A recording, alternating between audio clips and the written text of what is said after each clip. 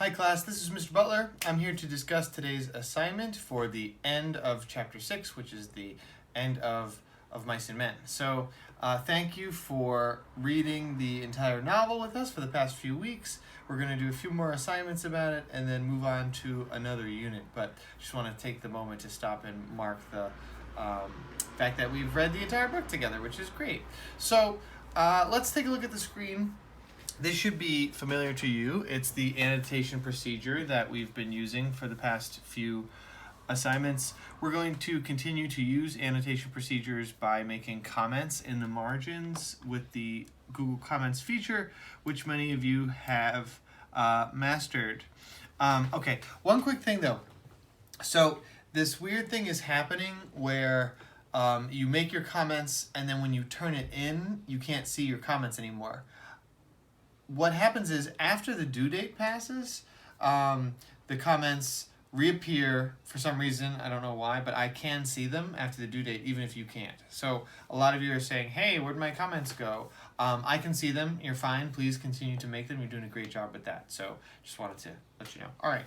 So remember, we're going to read, this actually should be the last, read the last 2 pages of chapter 6 below. We're going to select a sentence that relates to the first question. We're going to comment by clicking the plus icon over here, right? That's how you make a comment, and then you're going to type your comment in here by paraphrasing and explaining the evidence, and then you're going to click comment. And then this paraphrasing and explaining can be used in your answers to the questions. So you might want to know what's the difference between paraphrasing and explaining. Paraphrasing is just putting the text in your own words by stating what happens, and then explaining means you're adding new meaning, making an inference or drawing a conclusion about that information, doing something new with it in a way that answers the question. So let's look down here. Number 1 says, why do you think it's so important for George to tell Lenny that he isn't mad at him now and he really was never mad at him before? So this has to do with George's emotional state at the end of the novel. You have to remember that Lenny has just killed Curly's wife and is running away, and the mob of men at the ranch are out to kill him. They also think he has Candy's they also think he has Carlson's gun, which would make Lenny dangerous. He's already killed someone, so they're basically out to kill him. But George catches up to him first. George came quietly out of the brush, and the rabbit scuttled back into Lenny's brain. That has to do with sort of a hallucination Lenny has earlier in the chapter that's really, really interesting. It's sort of like a brief moment of magical realism, which kind of sticks out to me in what is otherwise a pretty straightforward 20th century American novel. George said quietly, "What the hell are you yelling about?" Lenny got up on his knees. "You ain't gonna leave me, are you, George?"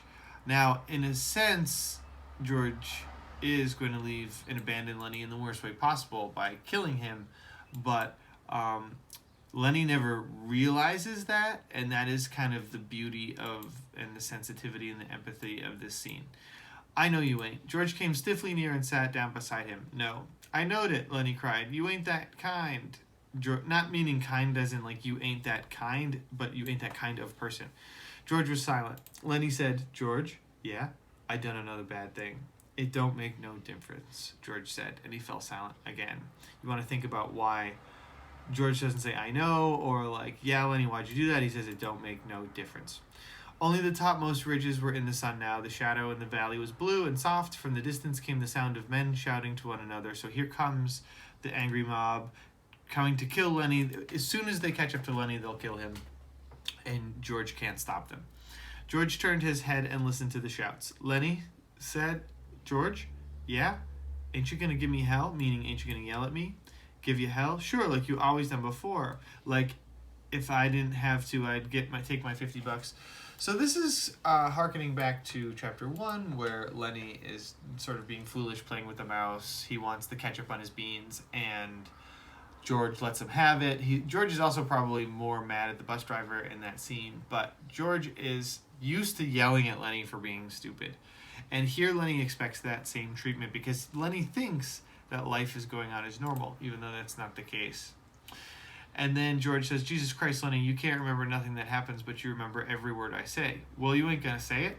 George shook himself. He said woodenly, if I was alone, I could live so easy. So here he's sort of doing the routine of yelling at Lenny, but with his like passion in his heart isn't in it. He's not actually angry because he knows the reality that Lenny's last few moments with him together are now. His voice was monotonous, had no emphasis. I could get a job and not have to mess, have not no mess. He stopped. Go on, Lenny, said Lenny, and when the end of the month comes... So now Lenny realized this is like one of the stories that George tells Lenny repetitively, and Lenny takes comfort in that repetition, probably because it's the only thing he can handle thinking about.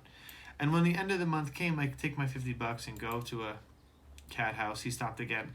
Lenny looked eagerly at him. Go on, George. Ain't you going to give me no more hell? No, said George. Well, so George can't do it. His heart's not in it. He's too sad. Well, I can go away, said Lenny. I'll go right off in the hills and find a cave if you don't want me. George shook himself again. No, he said, I want you to stay with me here. Lenny said craftily, tell me like you done before. Tell you what? About the other guys? George said, guys like us got no family. They make a little stake. And now George is telling another story that he tells Lenny a lot, which is the story of how they have each other, and that's what makes them different from everyone else. And Lenny cries happily, but not us, knowing that he will always have George. But the irony of the scene, the dramatic irony of the scene, is we know Lenny believes he's always going to have George, he's always going to have that friendship, but we know in a moment that he won't, and that's what's so sad about it. George knows this, but Lenny doesn't, and Lenny never will know. He dies before he ever realizes the bitter truth, which is kind of nice. The little evening breeze blew over the clearing, and the leaves rustled, and the wind waves flowed up the green pool, and the shouts of men sounded again, this time much closer. So now Steinbeck's creating this tension as the voices of the men get closer. That's what drives the scene. George took off his hat. He said shakily, take off your hat, Lenny. The air feels fine. Now here he's sort of convincing Lenny to look off in the distance and to imagine their future together. But I want to skip down a little bit to get to the part I really want you to focus on, which is that here Lenny said, I thought you was mad at me. No, said George. No, Lenny, I ain't mad. I never been mad, and I ain't now. That's a thing I want you to know. And this is really important. I'm going to annotate this, but even as I'm annotating this, because it relates to the question, I'm going to include some of the details that we read in the first 2 pages. So first I want to paraphrase what's going on here. George wants Lenny to know he isn't mad and has never been mad. Now we need to make a connection. We need to explain this. That's the paraphrasing. It's very quick. But what's relevant here is that, even though George has, I'm going to say scolded. That's a more specific word. It means to yell at, like in a mean kind of way. Has for someone doing something you don't want them to do. George has scolded Lenny many times, but has always really loved him and seen him as a friend.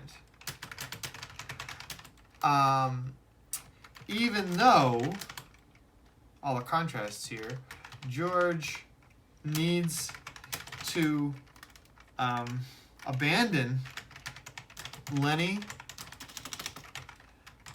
He wants Lenny to have a moment of, happiness and companionship. He doesn't want Lenny to die alone, even though he's the one who's going to kill him. And this is very emotional. One of my other questions. So here we've got and just wanted to repeat that, right? We selected. Sometimes they say highlight. I mean to say select, which means to right click and then drag your cursor over the text. Then we want to click that for the comment. Then we want to type and then click comment. This is directly related to number 1.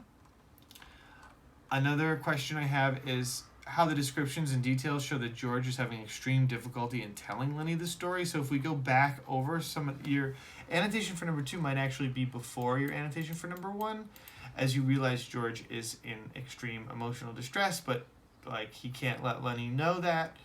And then the other questions ask about Slim, and then a general question about whether you think George had a choice, whether George is doing this of his own free will or the circumstances demand it. And then in the next assignment, I'm going to ask if you think the murder of Lenny is justified. If, in your own opinion, George did the right thing.